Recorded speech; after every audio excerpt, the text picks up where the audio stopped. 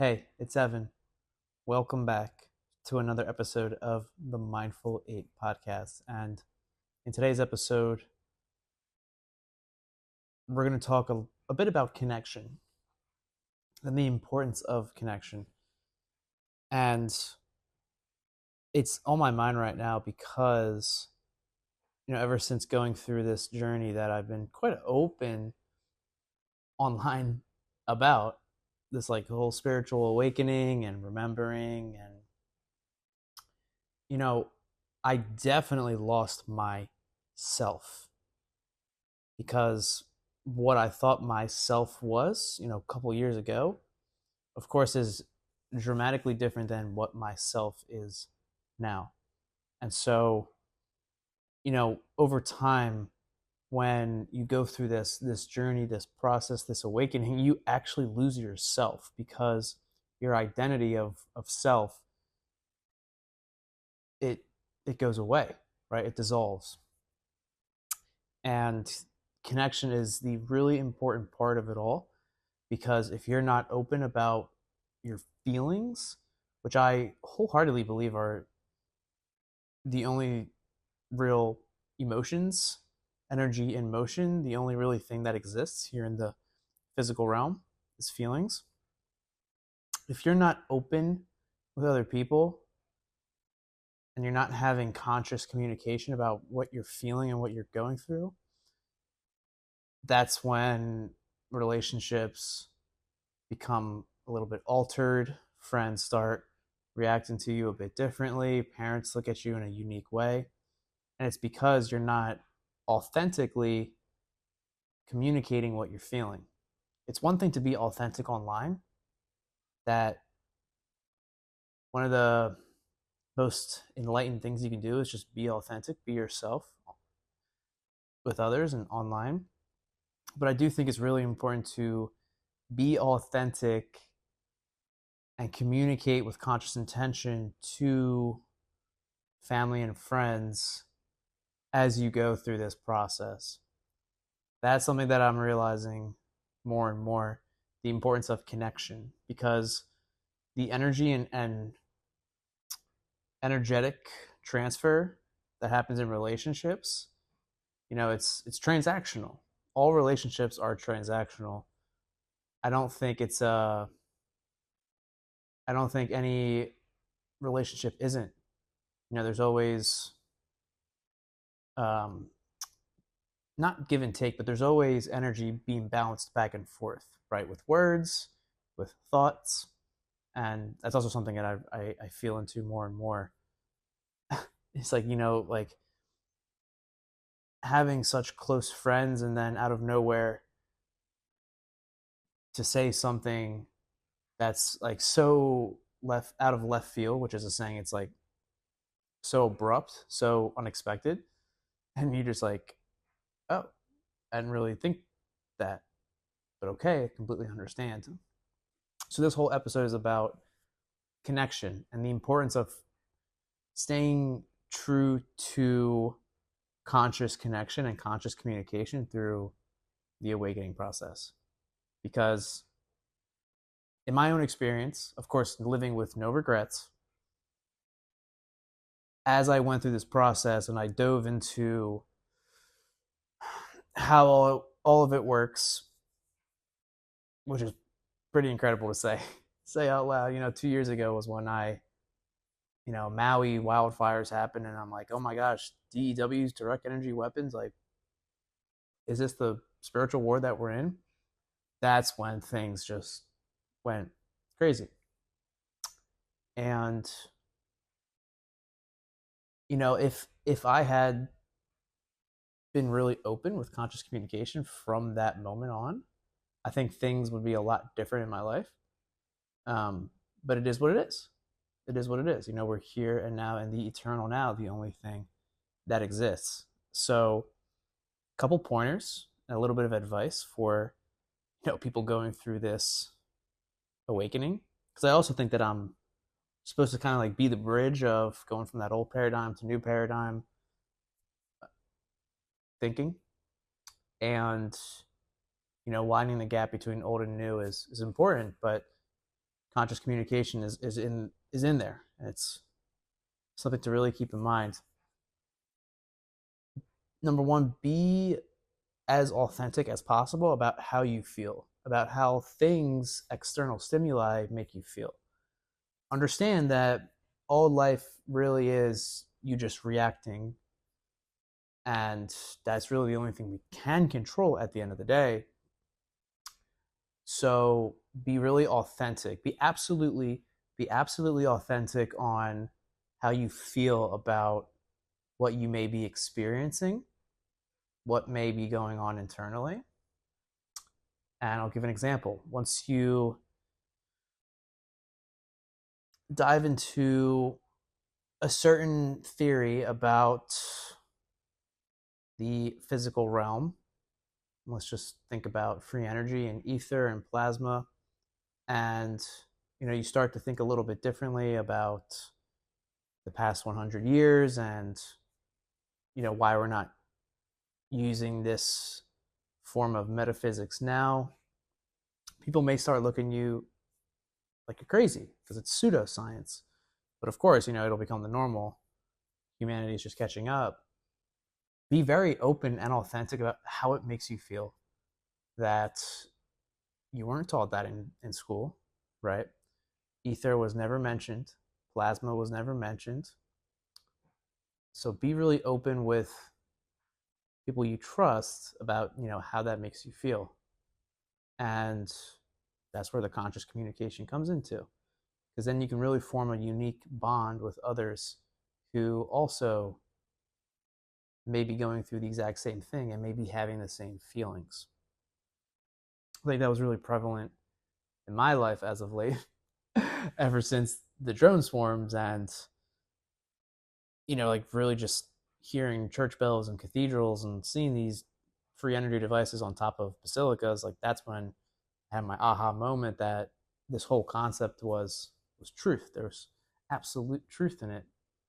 And so I had to really be open with myself, most importantly, about, how it makes me feel that there's still poverty. Like people are still hungry in the world. There's still wars.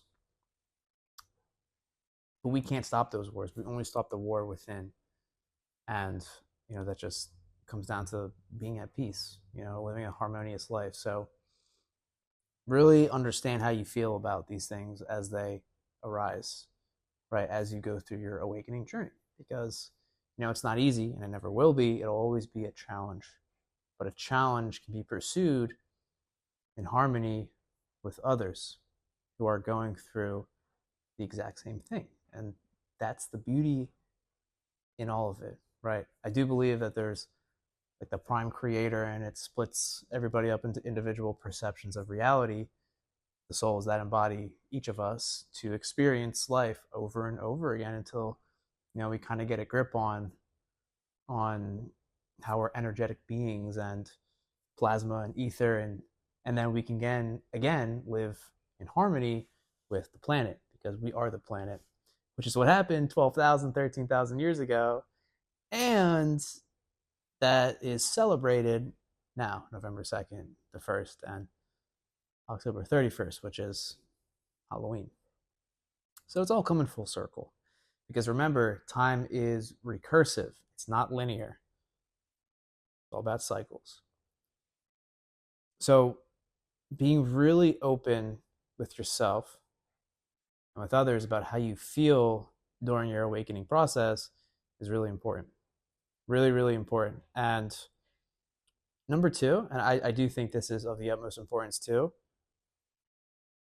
it's not a spiritual thing to